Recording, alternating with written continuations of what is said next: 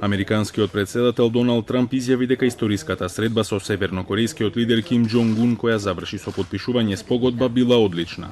Во документот севернокорејскиот лидер се обврзал на комплетна денуклеаризација на Корејскиот полуостров и исто така ветил дека ќе ги уништи објектите каде е сконцентрирана ракетната програма на државата. We talk about the guarantees and we talk about unwavering commitment to the complete denuclearization of the Korean Peninsula. This is the document that we just signed.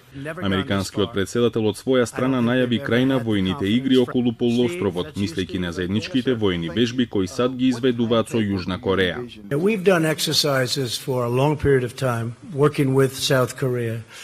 And we call them war games, and I call them war games, and they're tremendously expensive. The amount of money that we spend on that is incredible.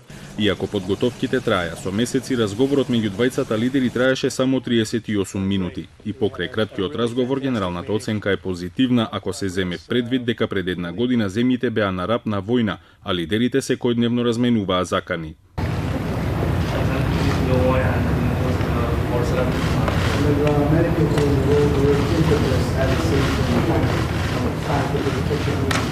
Одлучивме да го оставиме минатото, рече Ким, и порача дека светот ќе посведочи големи промени.